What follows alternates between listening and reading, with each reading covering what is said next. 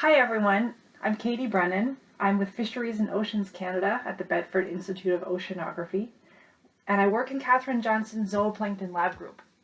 My work is focused on estimating and understanding spatial patterns of Calanus abundance in the Northwest Atlantic using a coupled biophysical modeling approach. This has been developed with the project team listed here: Catherine Johnson, Stefan Plourde, Fred Mapps, Wendy Gentleman, Deanne Lavoie, Joël Chassé, and Caroline Lehoux. Understanding North Atlantic right whale foraging habitat and how those habitats may change requires a knowledge of Calanus species in the Northwest Atlantic. Lipid-rich late-stage Calanus constitute the main prey of endangered right whales who migrated to Canadian waters in summer to feed, when the late stages of these species that dominate starting in the summer are entering diapause and migrating to deep water. Specifically, Calanus finmarchicus stages C5 and C6, and Calanus hyperboreus stages C4 to C6. On the right is the time series of stacked anomalies in Calanus finmarchicus abundance in eastern Canadian shelf waters. Since 2010, abundance has been lower, especially on the Scotian shelf. The inset plot shows that over the same time period, non-copepods have increased. This shift in Northwest Atlantic zooplankton community structure circa 2010 has implications for right whale foraging habitat. We developed a coupled modeling approach to estimate the spatial distribution of late-stage Calanus abundance. On the left is the domain of the prognostic Canopa Regional Ocean Model. Forcing from this model is used for the particle tracking model, where particles experience advection, dispersion, and vertical migration behavior. The individual base models include the development of Calanus through the copepodite stages, and we simulate two species, Calanus finmarchicus and Calanus hyperboreus, in two activity states, active and diapause.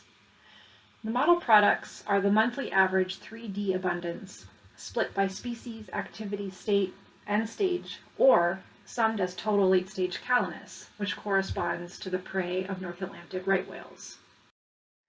Here, vertical transects illustrate the simulated 3D spatial patterns of late-stage Calanus abundance. Maps on the left show the locations of three transects. In the top is the transect in the southern Gulf of St. Lawrence, extending from the Gaspé Peninsula into the Laurentian Channel. In the middle, the transect is at Emerald Basin on the Central Scotian Shelf, and at the bottom, the transect is at Roseway Basin. On the right is the predicted vertical distribution of total late-stage Calanus abundance in June and September. The simulated 3D spatial patterns are consistent with observed distributions and phenology, including increased fall abundance in deep basins and high abundance in the upper waters of the Scotian Shelf in June. This model approach was applied to comparing processes driving the Calanus supply to the Southern Gulf in years representative of the 2000s, which were cooler with higher abundance, and the 2010s, which were warmer with low abundance. The July temperature anomaly, 2012 minus 2008, indicates important warming changes throughout the shelf. The table on the right reports observed Calanus abundance changes based on AZMP data during cooler and warmer years. Relative to the climatology, population size was increased during the cool years and decreased during the warm years, with the exception of Calanus hyperboreus in the Gulf of St. Lawrence. We construct a set of model experiments with two axes of variability. We vary the environmental conditions.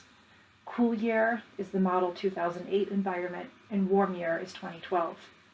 And we also vary the population size based on the observed climatological abundance and the cool and warm year abundance levels. Focused on the Chaleur Bay Gaspé area, shown in the red box, we assess the particles entering the area during the last 5 days of each simulation and calculate those particles' daily average late-stage abundance. Then we evaluate the relative importance of changes in the upstream source concentrations of Calanus, i.e. population size, versus changes in the physical marine environment, i.e. currents and temperature, in driving changes in late-stage Calanus supply to the Southern Gulf between the cool and warm periods. We find that late-stage Calanus influx to the Southern Gulf varies between the cool and warm year. The bar plots indicate the monthly average influx anomalies as warm minus cool, with month on the x-axis for Calanus finmarchicus on the left and Calanus hyperboreus on the right, for active Calanus in the top row and diapausers in the bottom. We can isolate the influence of environmental variability due to changes in currents and temperature, the yellow bars, or changes in population size, the blue and green bars, or look at the total interannual differences, the purple bars, each month. We find that environmental variability, i.e. the yellow bars, drives changes in Calanus supply to the area in spring and early summer, while Calanus finmarchicus population decline, the green and blue bars, drives lower warm year influx in the fall. We also see changes in the areas of upstream source and downstream fate of active Calanus finmarchicus during the cool versus warm year. And these spatial abundance patterns reveal important differences between these 2 years in ocean circulation. For a run started mid-May, integrated through mid-June, in the cool year, the upstream source of Calanus to the Chaleur Bay, Gaspé area was mainly over the Laurentian Channel, while the warm year source included both the Laurentian Channel and the southern Shediac Valley. The cool year downstream fate of Calanus from the area was southward into Shediac Valley and Magdalen Shallows, versus local recirculation and eastward displacement along the Laurentian Channel slope edge in the warm year. These results point to different patterns of ocean circulation within the Southern Gulf. We looked more closely at these circulation changes and found that during the cool year, the southward transport at Shediac was quite strong, seen in the blue time series, as compared to the warm year in pink. Previous studies have shown that this has to do with whether the Gaspé current remains attached to the coast and flows south into the Southern Gulf, or detaches from the coast and continues eastward. And this response depends on runoff and wind conditions, as shown below. In the lower plot, the daily wind forcing is related to Shediac transport. The wind forcing is dominated here by U, such that large eastward wind events produce strong southward transport at Shediac by accelerating the Gaspé current. The offset between these relationships in 2008 in black and 2012 in gray may be explained by the higher river runoff in 2008. The takeaway is that the coastal attachment of the Gaspé current has implications for where Calanus are transported downstream, here deeper into the Southern Gulf during the cool year, versus eastward displacement along the slope edge during the warm year. We did a limited comparison at Roseway Basin. The top plots show the mean daily influx of late-stage Calanus to the Chaleur Bay, Gaspé area on the left, and Roseway Basin on the right, under model scenarios for cool and warm year. While for the southern Gulf of St. Lawrence, the influx differences vary seasonally. In contrast, at Roseway Basin, there's a decrease during all warm year months, and this is dominated by the very large population declines on the Scotian Shelf. This is despite circulation changes varying the upstream source inputs to Roseway, seen below, between early June and early July. During the cool year, the Nova Scotia current is the main upstream source, versus during the warm year, the Scotian Shelf slope water.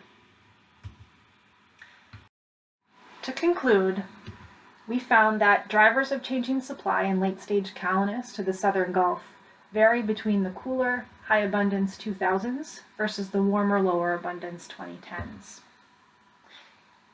They vary seasonally. Ocean circulation changes dominate in spring and early summer, whereas Calanus finmarchicus population declines dominate in late summer and fall. The drivers vary geographically. For the Southern Gulf, the supply of late-stage Calanus is higher when the Gaspé current remains attached to the Gaspé Peninsula, here during the cool year, versus at Roseway Basin, it is large Scotian Shelf population declines that reduce the Calanus supply during the warm year. The next step for this work is to upgrade our simple individual-based model to a full population life cycle model, tracking all stages, with the aim to understand the drivers of differing responses of the two species, Calanus finmarchicus and Calanus hyperboreus, to the recent warm period, particularly in the right whale potential foraging areas in the southern Gulf of St. Lawrence. Thank you very much.